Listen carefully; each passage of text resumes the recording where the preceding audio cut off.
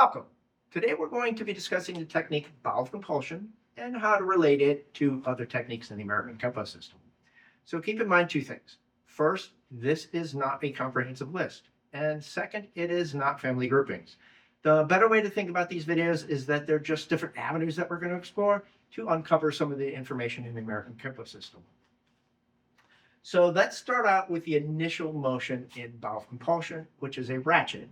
And keep in mind that there's two reasons why we do things, because we want to or we have to. So in this case, we have to because they've pinned our hand and we want to hit with our major. So that means we have to do that ratchet. Okay, so now let's look at a physical element of this. If you'll notice, my palm is facing my opponent. Can I do it with the palm facing me? Yes. That would bring in the technique captured leaves, or we're actually doing that ratchet again. But notice that we've now not only switched our hand to an opposite, we've switched the purpose to an opposite. We've gone from an offensive to a defensive maneuver. So let's do a combination of the two. Let's start out with one and move to the other. That would bring in something like a shielding hammer, where we actually start with our palm facing the opponent and then end after the strike with our palm facing us, and then we throw in that ratchet. So now that we've done that, notice everything we've done up to now is on that vertical line. We can now move it to the horizontal line and then give you just yet another way of pushing this hand. So once we've gone to gathering clouds here, notice what just happened. Instead of being towards or away from me, now it's facing down. And then I do that ratchet. Okay. So that fills in that plus, but we can then do the halfway between the two, which would bring us in the diagonals. And that would bring in the technique like snapping twig. If you notice, we're not coming down at the diagonal and then down at the diagonal again from the elbow. So now that we filled in all those lines, let's move into another opposite. If you notice now, up to now, what's been happening is we've been going hand to elbow on the ratchet. We can then reverse that. We can go elbow to hand. And that would bring in something like a gripping talon, where we then do the elbow to hand here. And notice that's on the horizontal, so we might as well give you a vertical version of that, and that would bring in something like a heavenly ascent, where we hit the elbow and then the hand, and then finish up the technique. So we're going to move on to a new concept, but keep in mind that the relationships we've done up to now can also be carried forward into this next section. So what is this new concept that we're going to move on to?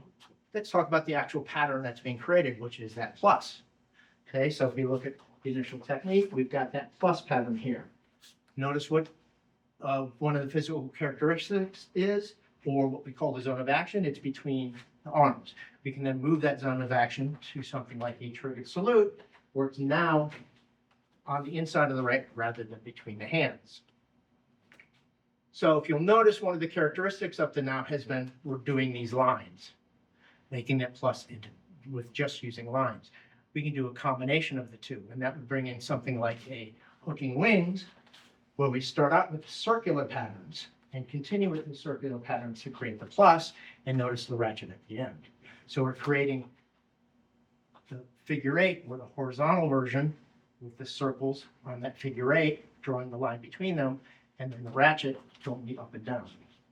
Okay? So now that we've done that, you can ask yourself, do we have to do that entire pattern?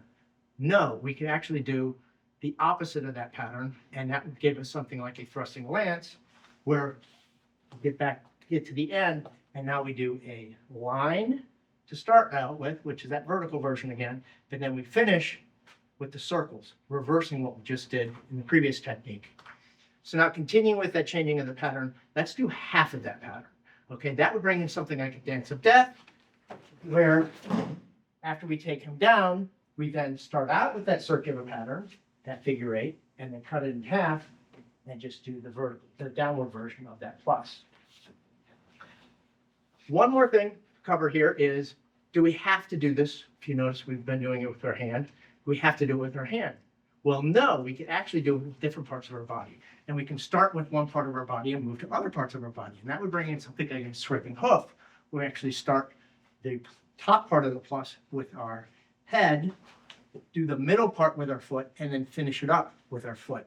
So notice what happened. we did different parts of our body and also did use different parts of the body to create the lines and broke up the plus into different sections. We didn't have to do both the vertical and then the horizontal. We started with the vertical, went to the horizontal, and then went to the vertical. So that's enough of that. So let's recap very quick. So what did we do? We talked about relating through the plus pattern, and then we talked about relating it through the ratcheting. Hope this video helps you understand the American Kenpo system just a little bit better. Thank you very much.